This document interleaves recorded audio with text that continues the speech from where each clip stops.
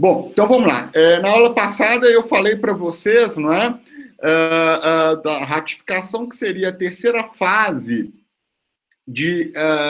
para a entrada em vigor de um tratado internacional, tá? Essa fase, em regra, ela é essencialmente interna, né? Nós percebemos isso ao estudá-la na semana passada. Então nós vimos que o presidente conduz os procedimentos, né? Encaminha os mesmos quando ele entender necessário, né? Para o Congresso Nacional, que, ao seu tempo, em votações em cada uma das casas, né? Aprova, referenda ou não o tratado. E, em caso positivo, esse tratado, então, novamente devolvido ao Congresso Nacional, ou melhor, ao presidente da República, e ele, então, encaminha esse tratado para trocar, né, os instrumentos para informar oficialmente aos estados que celebraram o tratado com ele, que agora ele está comprometido com o mesmo, e também deposita o mesmo instrumento lá em uma organização internacional, eventualmente a própria ONU, para dar publicidade a toda a sociedade internacional da existência do mesmo, né? E aí ele, então, tem efeito, tá? Jurídico, pelo menos na esfera internacional, e é a partir daí que nós começamos a aula de hoje, tá? Então, vou compartilhar aqui a tela com vocês, e nós vamos entrar na quarta fase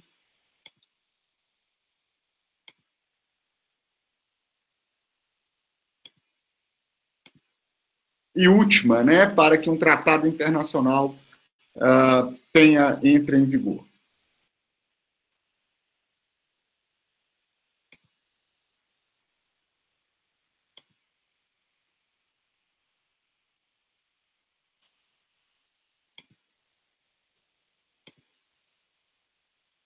Bom, como eu já tinha dito a vocês, então, a quarta fase e última, né, para que um tratado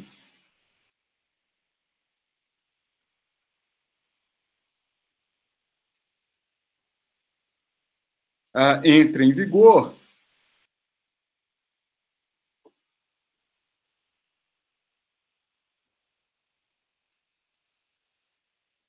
tá?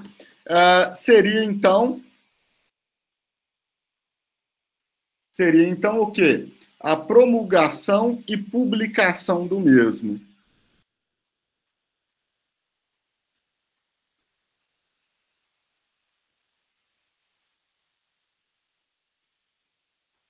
E publicação do mesmo. Bom, como eu já disse a vocês, né, se o tratado já foi dada ciência do comprometimento do Estado brasileiro com o tratado lá na esfera internacional, então eu garantiria a vocês aqui o argumento que esta fase, tá, é completa, uma fase interna, tá? Então, é uma fase que vai se dar exclusivamente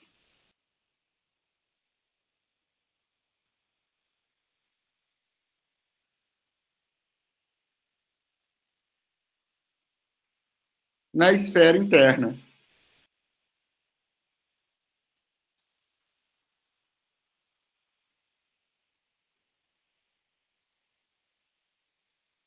Tá? Bom, então ele se dá com exclusividade na esfera interna, tá? E nós vamos compreender isso aqui com mais propriedade agora. Bom, o primeiro ponto, galera, que eu devo destacar para vocês é um julgado do STF sobre o assunto, tá?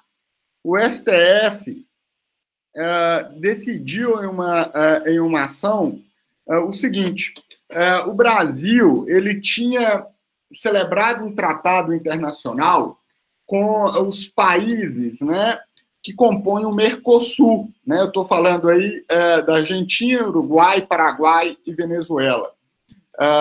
Lembrando que a Venezuela está suspensa, né, nos dias de hoje. Bom, mas o Brasil, então, celebrou um tratado internacional com estes países, estabelecendo que, no âmbito do poder jurisdicional, né, da justiça destes países, tá, as decisões emitidas neles não seriam encaminhadas para outros países como carta rogatória, tá? Seriam encaminhadas como cartas precatórias, ou pelo menos nos moldes de uma carta precatória. Então, olha só, qual seria a diferença, né, de um para outro, aí, lembrando as suas aulas de direito processual civil? Bom, nós sabemos que a carta precatória, né, ela tem um mandamus inerente a ela. Então, quando emitida, ela já impõe ali uma obrigação a ser cumprida, uma diligência a ser realizada para o ente deprecado, né? Então, se eu sou juiz de João Molevade e mando uma carta precatória para a comarca de Itabira, o juiz de lá, né, ele não tem a opção de cumprir ou não a carta precatória. Ele tem um mandamus na mão, ele tem uma obrigação, uma imposição de cumpri-la, salvo, né, se tivermos diante de uma manifesta ilegalidade. Bom, veja só, então, é basicamente isso que funciona na carta precatória, né? A carta rogatória é diferente, ela está rogando, né, solicitando algo. Então, a carta rogatória é quando um juízo, né, de um outro Estado soberano, ele tem ali a pretensão de solicitar uma diligência para um outro Estado soberano, né, para uma outra jurisdição de um outro Estado soberano. Isso ocorre, né, até com certa frequência. No Brasil, por força constitucional, né, quem autoriza o cumprimento, então dá o mandamus, né, dá o exequatur para as cartas rogatórias, é o STJ, né? Então, toda carta rogatória que chega ao Brasil passa pelo crivo do STJ, ele vai avaliar ali, né, se aquela carta rogatória coaduna com o ordenamento jurídico brasileiro, com os princípios da ordem jurídica brasileira. Caso positivo, ele dá o exequatur, né? Ele fala assim, olha, pode cumprir essa carta precatória, e encaminha, carta rogatória, e encaminha ela para a comarca, né, correspondente, tá? Bom, o que aconteceu? Esse tratado internacional, então, autorizava que as cartas vindas destes países não fossem mais rogatórias, né, mas que fossem agora precatórios. Então, eles não precisavam passar pelo crivo do STJ, o STJ não precisava dar o exequatur nas mesmas, né? Então, elas iam direto à comarca, a entidade, a jurisdição, né, que seria competente para executar os seus termos, tá? Isso tem um fundamento teórico, tá, gente? Entende-se que, em regra, né, os países que compõem a Mercosul, eles têm um ordenamento jurídico aí relativamente similar, né, com instrumentos de costumes do direito e tudo mais, também bastante similares, então não teria provavelmente grandes violações à ordem pública, tá? Como seria aí de países, né, com estruturas jurídicas, culturais completamente diferentes das nossas. Bom, e aí, veja bem, o que o Brasil fez? Porque eu estou contando essa história para vocês, né? O que o Brasil fez? O Brasil, então, ratificou esse tratado, tá? Ratificou e encaminhou, né, o instrumento aos demais países do Mercosul, falando assim, olha, Argentina, Uruguai, Paraguai, Venezuela, eu estou comprometido com o tratado internacional, né? Podem me mandar aí as suas cartas, que elas serão compreendidas como cartas precatórias. Beleza. Só que aconteceu? No espaço do tempo que foi trocado os instrumentos, que foi manifestado o comprometimento brasileiro, tá? Deste tempo até a ocorrência da promulgação e publicação, decorreu um tempo considerável, a ponto que os países do Mercosul começaram a enviar, né, cartas para serem cumpridas como precatórias, tá? E aí surgiu a dúvida, por quê? Porque ainda não tinha sido promulgado e publicado o Tratado Internacional internamente. Mas antes que isso fosse feito, os países signatários do tratado já estavam exigindo do Brasil que ele cumprisse com os termos do tratado. Até porque, obviamente, né, ele já tinha manifestado voluntariamente este compromisso, tá? E aí se perguntou o STF o que faria nessa situação, tá? E aí o STF, galera, adotou, em certa medida, a teoria dualista. Dualista. Por quê? Porque o que ele falou? Ele falou assim, olha, até que ocorra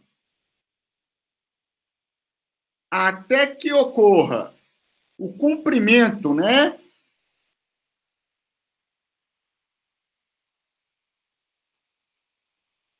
integral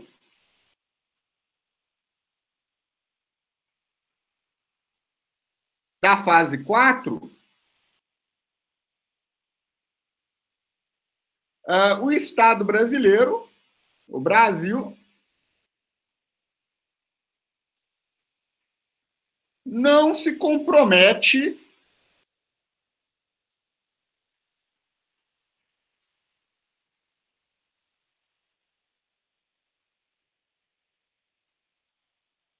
internamente com o tratado.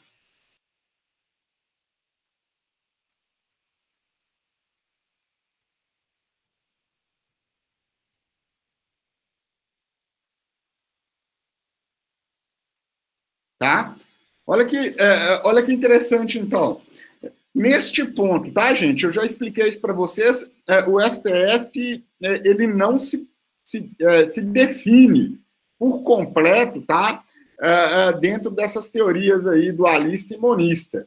Então, ocasionalmente ele se posiciona apoiando uma, ocasionalmente outra, né? Mas neste caso específico que eu estou trazendo para vocês aqui, ele se posicionou pela teoria dualista, né, que estabelece aí dois ordenamentos jurídicos que não se comunicam, tá? Então, o que o STF disse? Olha, ratificou? Beleza, parabéns, muito bonito.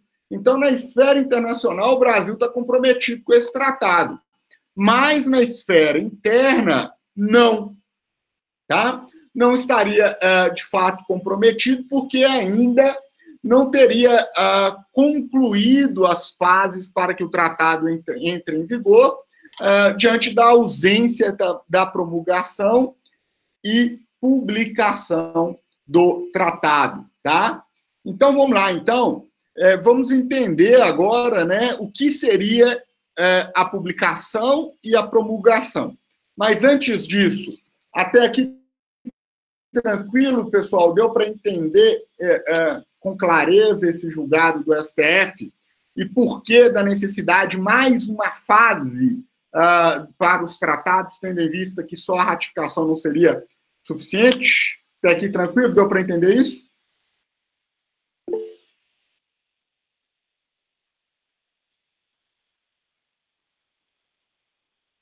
Beleza.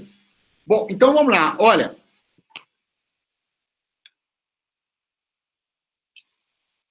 olha só, o que vai acontecer?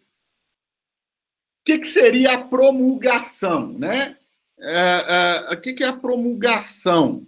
A promulgação, provavelmente, vocês aprenderam aí nas suas aulas de direito constitucional, né?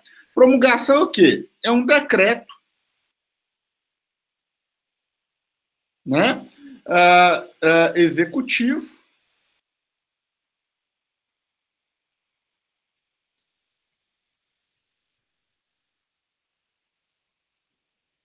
né?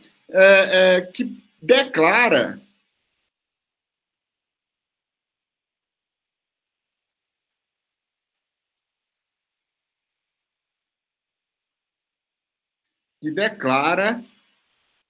a legalidade,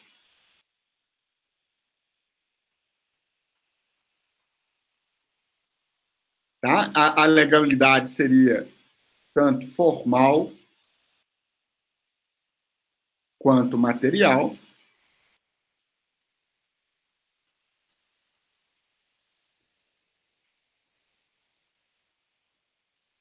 né? Ah, ah,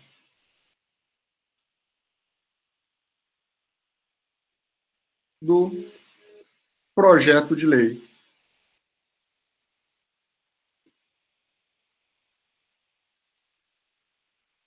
aprovado pelo Congresso,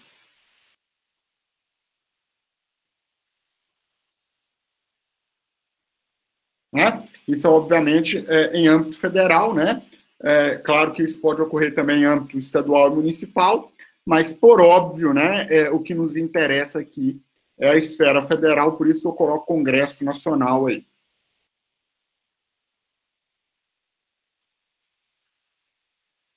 Bom, então tá, tem muita coisa aqui para ser dita, né, sobre a promulgação. Então, olha só, a promulgação em regra, tá? Ela é um decreto executivo. Eu falo em regra porque a Constituição Federal estabelece lá, né, possibilidade de decreto legislativo, tá? Para que um projeto de lei também entre em vigor ou emenda a Constituição, tá? Mas, obviamente, que isso não da nossa competência de estudo aqui, né? Já que nós estamos focados só nos tratados internacionais, e no caso dos tratados, a promulgação obrigatoriamente se dará por decreto executivo, tá? Então, no nosso caso, só o presidente da República será dotado de capacidade, legitimidade, competência, né, para promulgar um tratado internacional. Vejam, a promulgação nada mais é do que uma declaração formal, galera, de legalidade, né? E quando eu falo legalidade aqui, entendam legalidade barra constitucionalidade, né? Do tratado, tá? Então ele vai declarar que esse tratado está em conformidade tanto com o ordenamento jurídico como um todo, né, como o seu pilar fundamental, que é a Constituição, tá? E essa análise, ela é feita tanto do ponto de vista formal, né, para analisar ali se ela cumpriu os procedimentos formais, se ela foi conduzida, em especial dentro do Congresso Nacional, respeitando todos os procedimentos formais previstos, né? E se no seu conteúdo ela também está adequada ao nosso ordenamento jurídico e, obviamente, à Constituição Federal, tá? E aí, então, caso isso ocorra, né, ele vai aprovar o que foi feito no Congresso Nacional e, no caso, né, nosso aqui dos tratados internacionais, vai, com a promulgação, ele vai, de fato, internalizar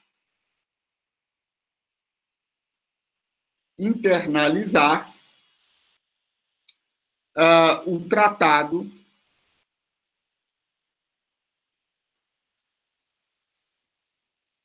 em nosso ordenamento jurídico.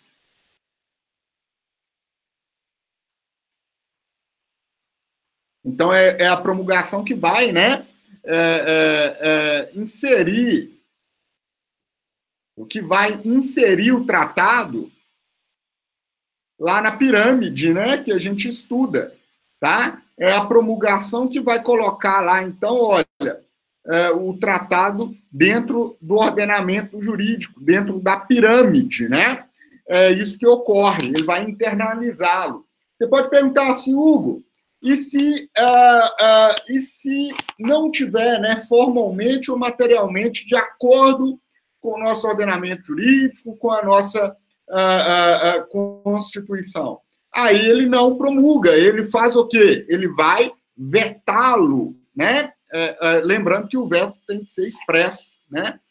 Não pode ser tácito, mas ele vai vetá-lo caso não esteja aí de acordo, né? Mas se tiver, ele promulga, e com a promulgação, então, eu tenho a internalização do ato jurídico, do tratado, tá? E olha só, então, essa promulgação, ela vai atestar, melhor dizendo, né? Então, ela vai atestar o quê? A validade do tratado, né? Então, ele é um tratado válido. Ela vai atestar que ele é um tratado executável,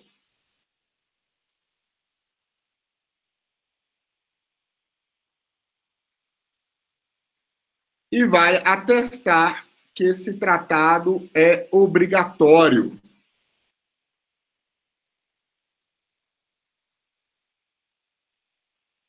Então, olha só, galera, ele vai falar que é válido, e a gente sabe, né, que para algo ser válido, ele tem que estar em consonância com a lei, né, em linha, né, com a lei. Executável é o que, então? Que eu posso executar, cumprir, dar efetividade aos termos do tratado, né? E, por fim, ele vai permitir que ele tenha, então, caráter imperativo, né, que nós falamos, que é o quê? Ele pode ser exigido o cumprimento dele, ele vai ser obrigatório a todos os seus destinatários. Então, veja, olha, ele é válido porque está em consonância com a lei, ele é executável, então ele pode ser, ele vai ser efetivado, e pode-se obrigar o cumprimento do mesmo, tá? Então, a promulgação aí tem várias facetas, né? Que ensejam aí a prescrição do mesmo. Pessoal, até aqui tá tranquilo? Deu para entender direitinho promulgação?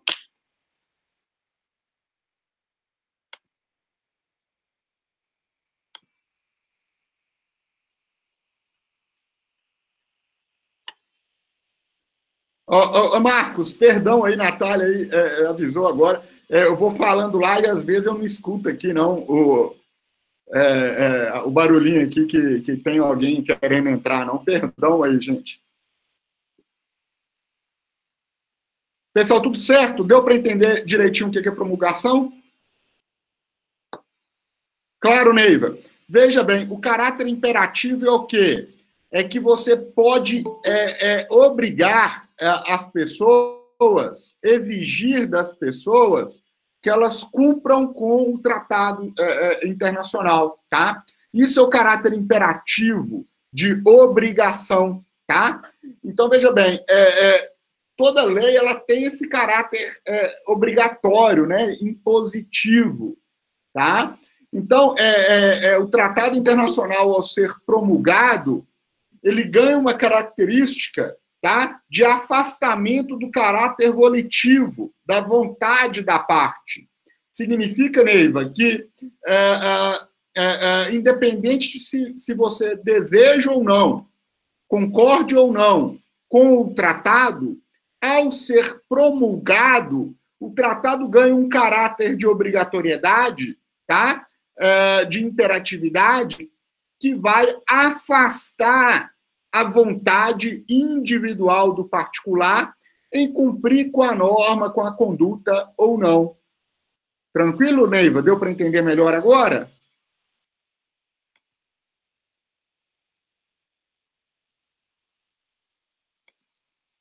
Beleza.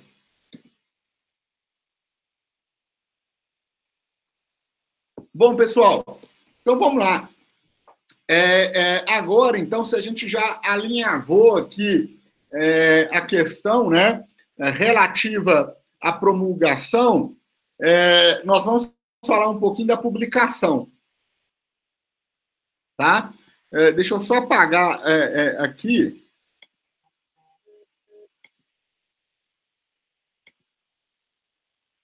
Oh, perdão. Ixi, apaguei foi tudo. Galera, perdão, eu não sei se alguém queria copiar isso aí, mas o retardado aqui apagou tudo.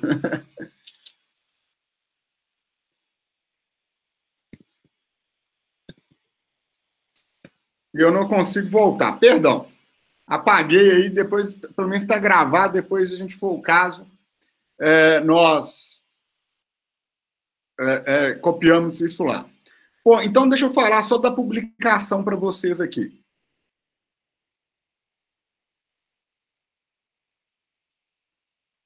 Tá? Gente, veja bem, o que vocês têm que entender, tá? Isso aqui, olha, é uma regra geral,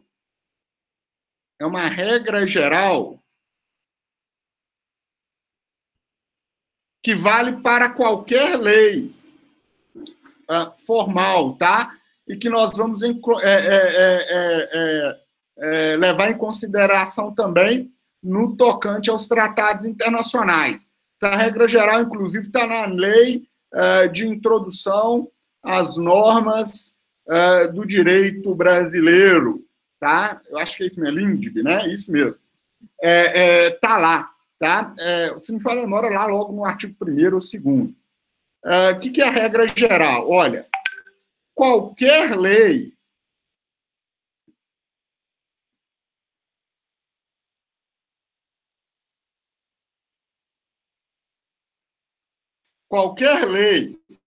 qualquer, tá? Seja ela tratada ou não, qualquer lei, para entrar em vigor,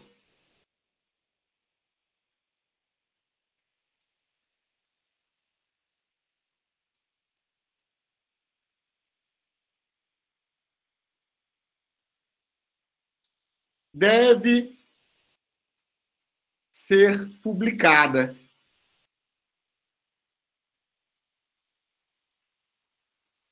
Tá? Como assim, Hugo? Veja bem, gente, entende-se que a publicação, tá? Entende-se que a publicação é um instrumento para conhecimento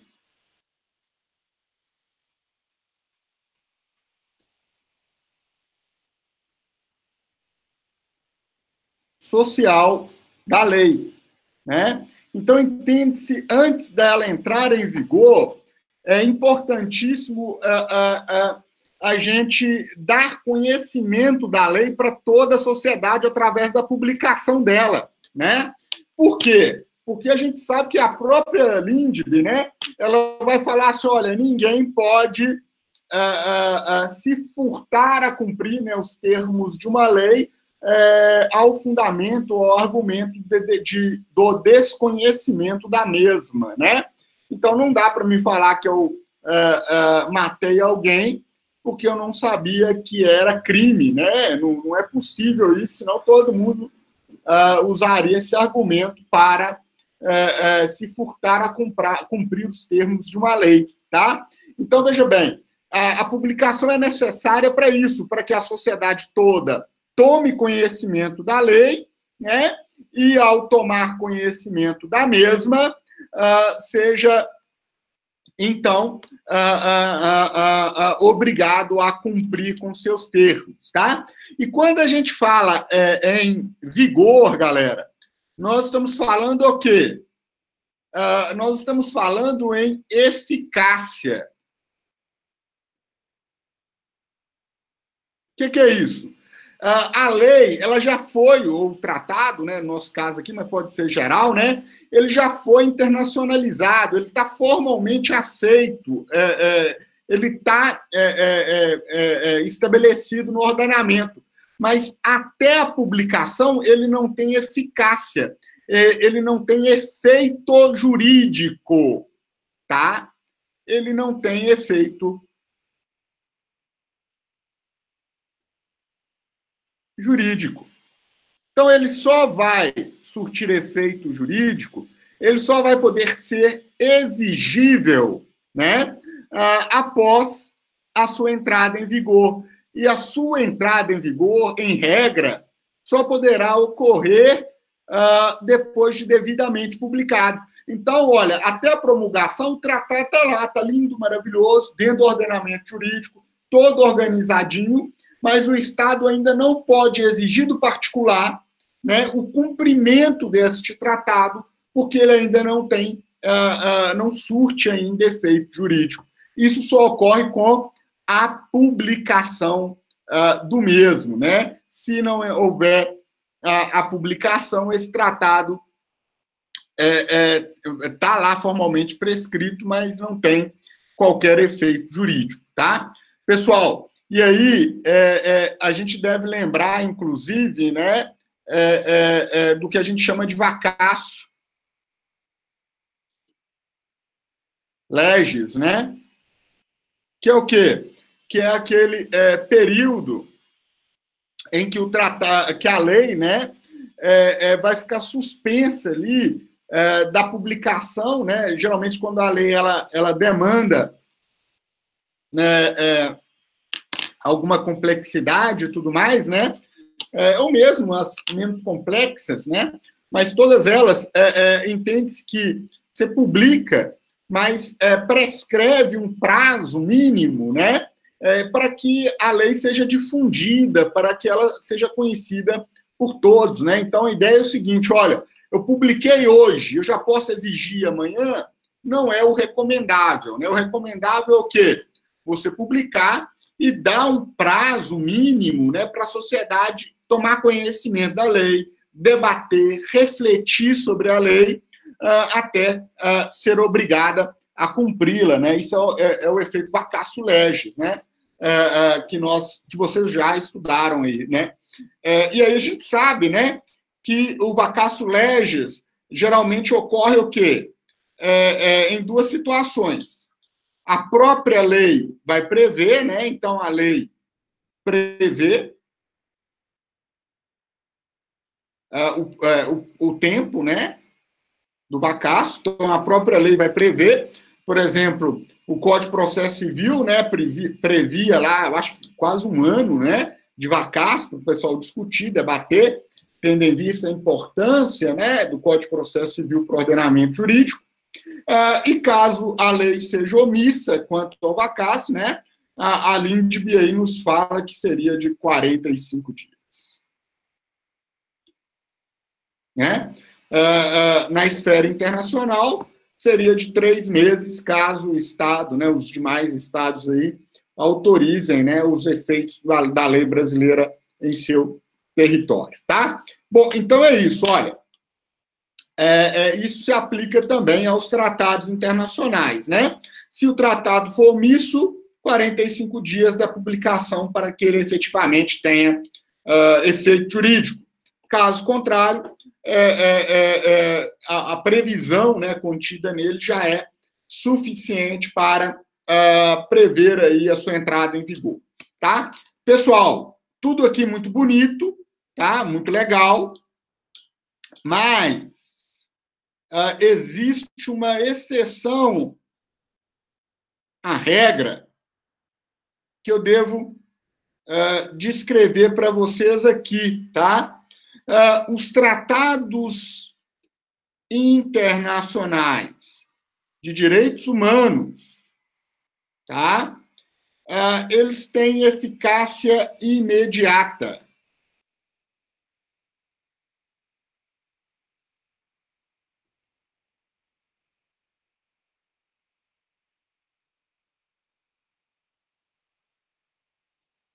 Tá? que é isso? Basicamente, como eu já falei para vocês, né, os tratados de direitos humanos equivalem, né, a normas de direito fundamental, né? Nós já discutimos isso em sala de aula. Veja só, e aí nós sabemos o quê? Nós sabemos que, por força, né, do artigo 5º da Constituição Federal, se não me falha a memória, parágrafo 2º, ele vai dizer o quê? Ele vai dizer que todas as normas de direito fundamental, né, regulamentadas de direito fundamental, têm eficácia imediata. Significa que, no caso delas, não haveria a incidência do vacatio legis, né? Então, isso aqui vale para os tratados internacionais de direitos humanos também. Então, o Tratado Internacional de Direitos Humanos, né, que já vai passar lá por um crivo no Congresso Nacional, né, mais dificultoso, né, como vimos lá na aula da semana passada. Agora, este mesmo Tratado Internacional de Direitos Humanos aqui, ele escapa dessa obrigação de ser exigido dele, né, um momento ali, um lapso temporal da publicação à sua entrada em vigor, né? Então, isso aí é afastado, tendo em vista que toda norma de direito fundamental tem eficácia imediata, tá? É isso que eu deveria trabalhar com vocês também, hein, no tocante à publicação, gente. Tudo certo? Alguma dúvida aí? Algum ponto que vocês queriam discutir aí, pessoal? Fique à vontade.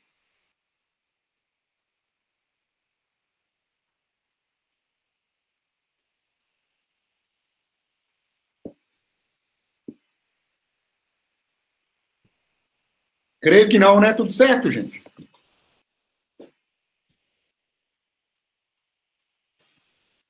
Beleza, né? Ótimo. Bom, então agora, gente, eu vou... nós damos por concluído, tá? As fases de entrada em vigor do Tratado Internacional, elas são estas, né? A partir do momento que eu publico esse tratado, então, ele já tem efetividade, tá? E agora eu queria falar de um outro ponto do conteúdo com vocês, que nós chamamos de do Instituto da Reserva, tá? Então, quem quiser aí dar um print, tirar uma foto aí, ou terminar de escrever alguma coisa no caderno aí, façam isso para mim poder apagar essa tela aqui e colocar um Instituto da Reserva para vocês.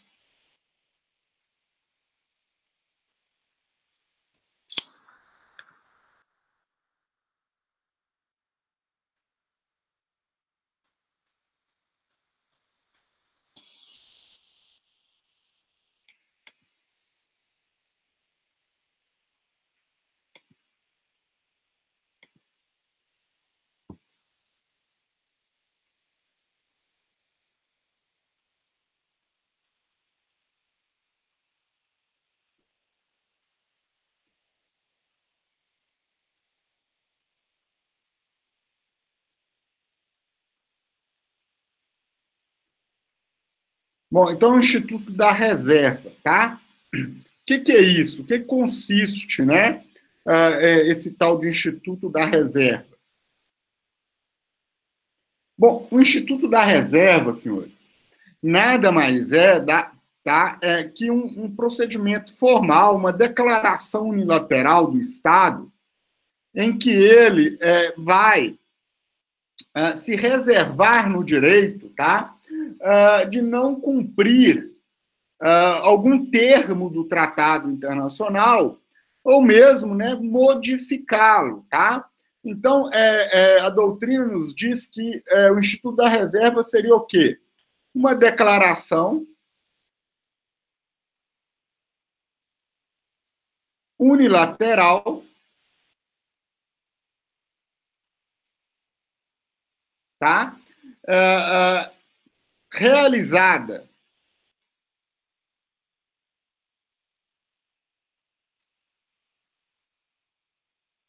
no ato da assinatura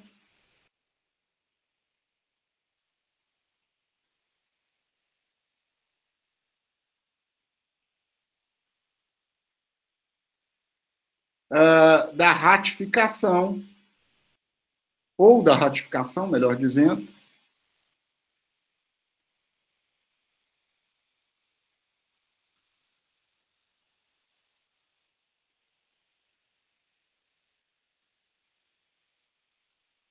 tá? Em que ele vai o quê? Em que o Estado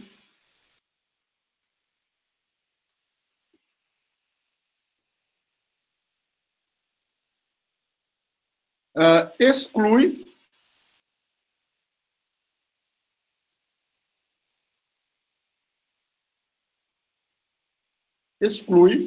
ou modifica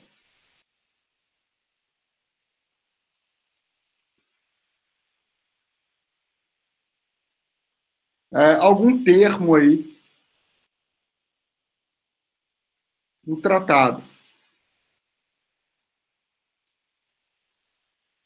tá?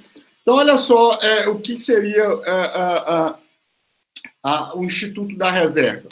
Imagine só, eu sou presidente da República, eu estou lá negociando, né, e confeccionando um tratado internacional. Concluímos, votamos pela adoção do texto, né, mesmo contrariado, ou mesmo tendo perdido, eu assino o tratado. Mas no ato de assiná-lo, eu falo assim, olha, você está vendo a cláusula 1 e a cláusula 2, tá? Eu não me comprometo com elas. Tá? Elas eu não comprometo, as outras 30 cláusulas eu me comprometo, sem problema nenhum. Ou eu falo assim, está vendo a cláusula 4? Eu concordo, eu vou concordar com ela, mas eu vou modificar os termos dela, eu vou escrever ela desta forma aqui, tá?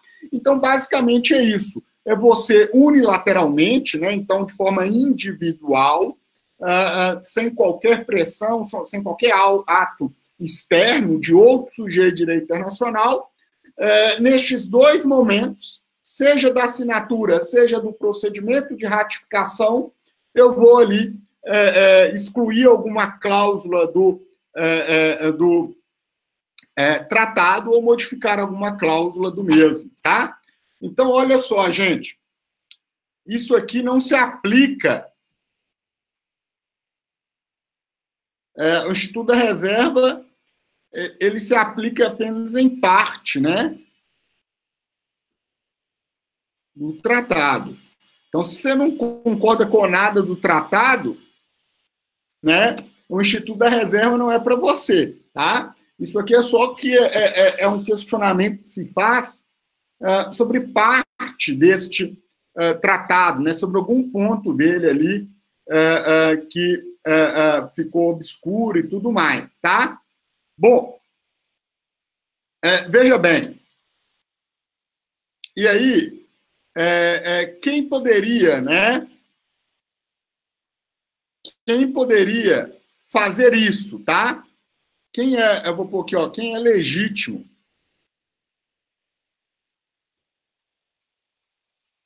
Quem seria legítimo, né? Para reservar algo em um tratado internacional, tá? Olha, gente, em regra, o legítimo é o presidente da República.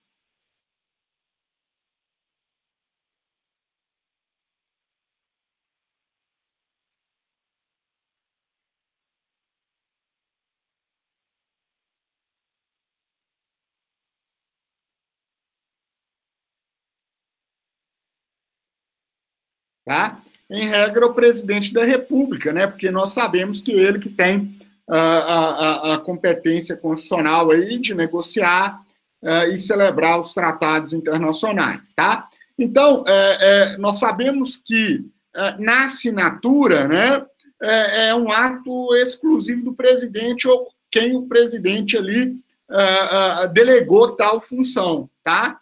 E na assinatura, então, eu posso entabular a reserva. Agora, vejam bem, na ratificação, nós vimos que ele é um ato mais complexo, né, que passa essencialmente pelo presidente da República, mas não exclusivamente, tá? O que significa que no procedimento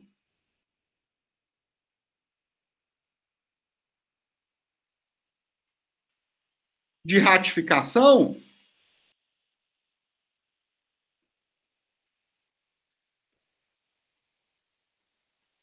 tá? Que no procedimento de ratificação, o Congresso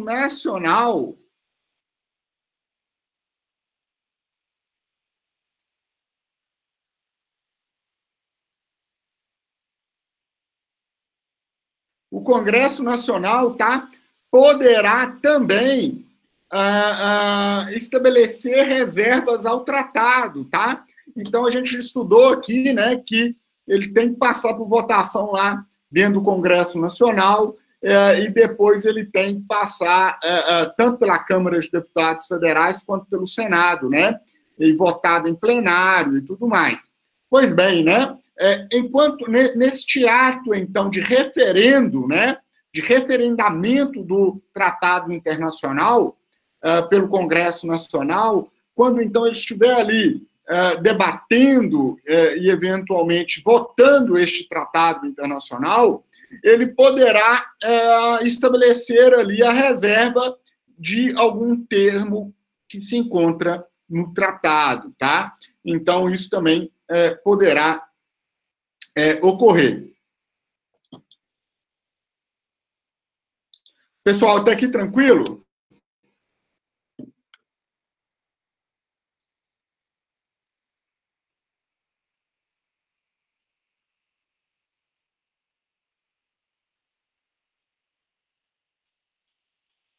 Beleza.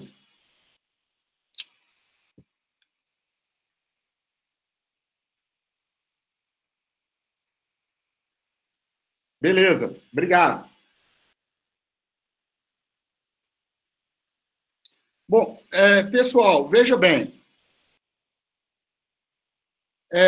Uma coisa aqui sobre o Congresso Nacional que eu devo ressaltar para vocês, tá?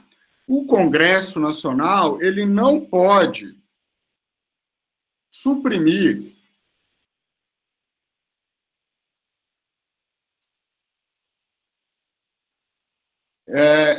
reservas, tá?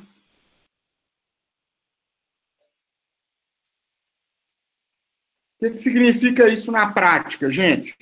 Na prática, significa o quê? Olha, se o presidente da República, né, na assinatura do tratado, ou posteriormente, né, naquele procedimento inicial ali da ratificação, ele entabular alguma reserva, tá, ao tratado internacional, não vai poder o Congresso Nacional retirar essa reserva.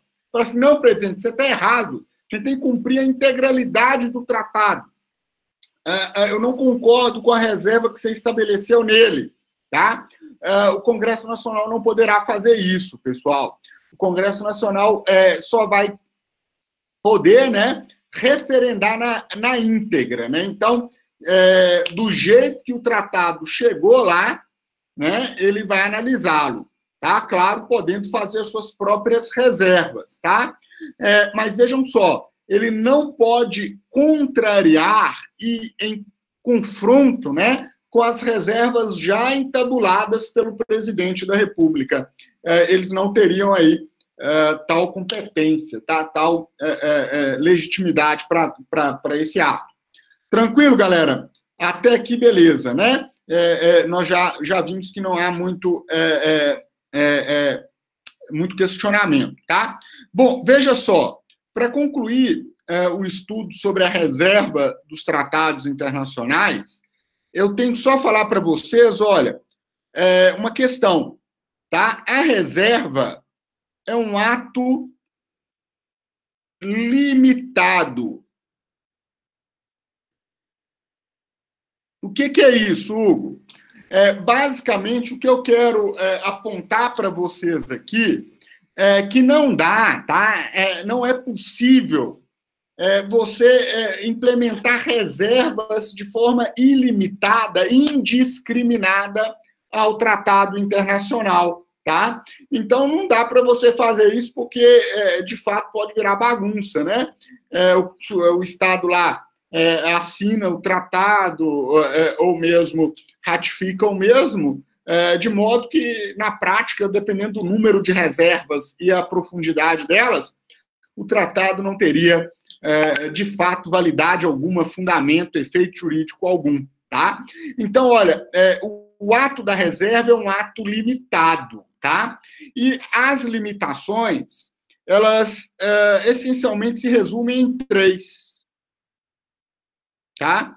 Elas essencialmente se resumem em três, tá? Primeira delas, o próprio tratado,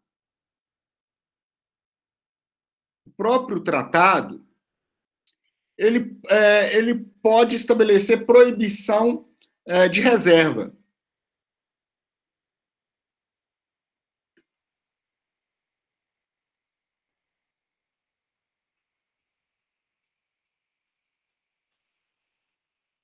Tá? Então, o tratado pode expressamente, no seu conteúdo, prescrever assim, olha, não, neste tratado não se aceita o implemento, a prescrição de qualquer tipo de reserva, tá? E aí, obviamente, que eu tenho uma limitação, porque, então, você não pode, né, tanto na assinatura quanto na ratificação, impor qualquer reserva ao tratado. Então, você cumpre ele na integralidade, né? Ratifica ele na integralidade ou não ratifica o mesmo, tá? A segunda possibilidade quando a proibição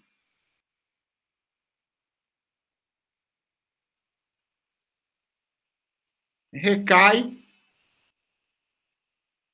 sobre algum termo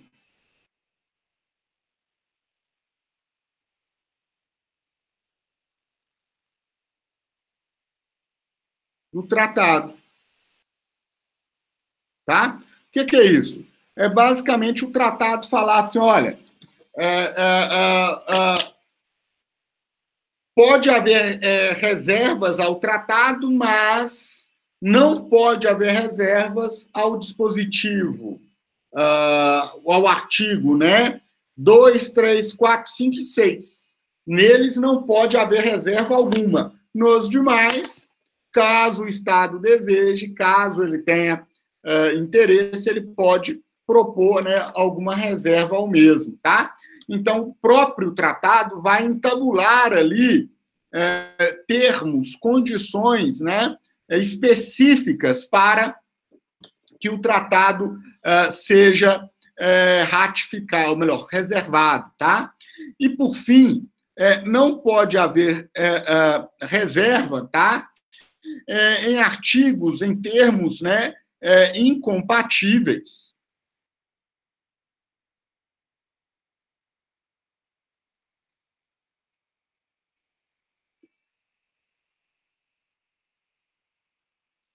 Incompatíveis, tá? Com o objeto, fiquei sem espaço aqui, mas com o objeto ou finalidade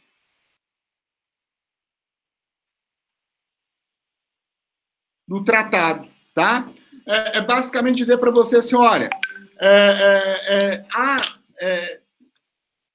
artigos no tratado, termos no tratado, que se você reservar algo nele, você invalida, né? Você descaracteriza todo o tratado, tá? Eu vou te dar um exemplo aqui real, que de fato aconteceu.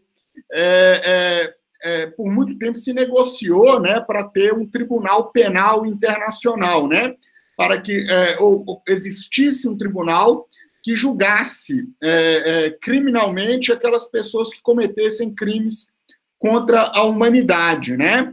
E essa longa negociação gerou o Tratado de Roma, de 1998. E o que aconteceu?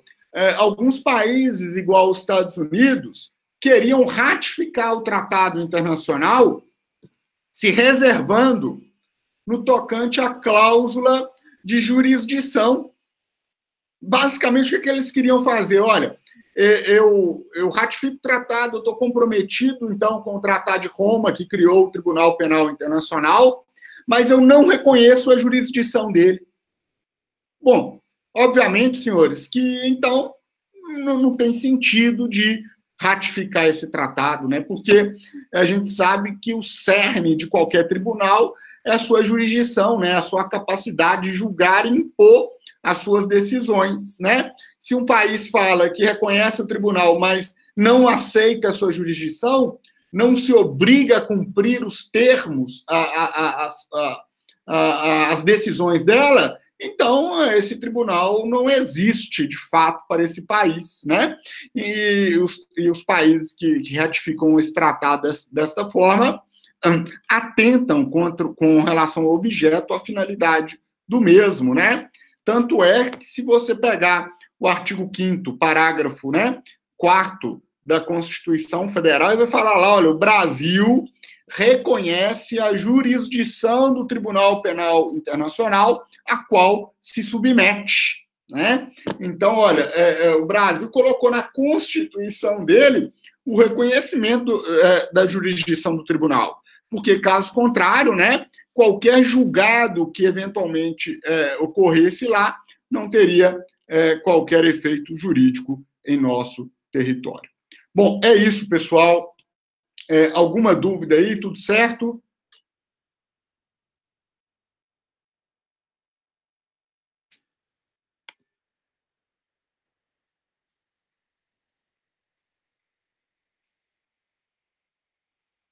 Natália, tem alguma dúvida aí? Você me chamou aqui.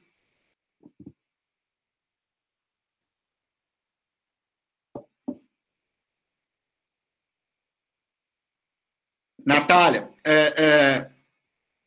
Natália, peraí, só um segundinho. Pessoal, eu vou sair aqui do compartilhamento. Tá tudo certo aqui, né? Tirem foto aí, quem precisar e tudo mais, tá? Eu vou sair do compartilhamento aqui para responder a Natália e concluir a aula. Veja só, gente. A resposta sua, a pergunta sua é muito complexa, tá, Natália? Por quê? Porque, em tese, tá, para que você não, digamos, você não tenha mais, não aceite mais a jurisdição do Tribunal Penal Internacional, você precisaria denunciar o Tratado de Roma de 98, tá? E aí, inclusive, tem uma discussão que é de esfera penal, né? Você pode denunciá-lo hoje. O tratado fala que nos próximos 6 meses você ainda está comprometido com ele. Então, tudo que é crime contra a humanidade que ocorrer neste período, que já ocorreu ou que está ocorrendo, ele ainda seria capaz, tá? Isto analisando a esfera internacional. Com relação à PEC, Natália, para tirar isso do artigo 5º, aí eu vou seguir a ideia do termo expresso na própria Constituição Federal, tá? O artigo 60, parágrafo 4º da Constituição Federal, fala que não pode haver emendas aos direitos individuais, né, de supressão, tá? E é consenso, até pelo STF, entendimento, que tudo que se encontra no artigo 5º da Constituição Federal seria direito individual. Logo, tá, não seria possível uma PEC para suprimir algum direito que consta no artigo 5º da Constituição. Tá? Isso é um posicionamento majoritário, é muito pouca gente que poderia se manifestar, inclusive, contrário a este entendimento, sabe, Natália? Então, para a sua resposta, eu entendo que, a partir do momento que o Brasil reconheceu a jurisdição do Tribunal Penal Internacional, reconheceu à sociedade brasileira um direito fundamental de primeira dimensão, e, em consequência disso, não seria passível de supressão nem para um projeto de emenda à Constituição. É o que eu entendo, é a interpretação que eu dou sobre tudo isso, tá? Espero que eu tenha sido claro. Beleza? Então tá bom, gente. É isso, né? Descansem aí brevemente, porque nós estaremos de volta aí, né? Dentro de alguns minutos aí, dentro de 20, né? 20, 30 minutos no máximo, para a gente poder discutir um pouquinho de direito tributário, tá bom? Muito obrigado aí, pessoal, pela companhia de suas, né? E até daqui a pouco, tá? Um abraço.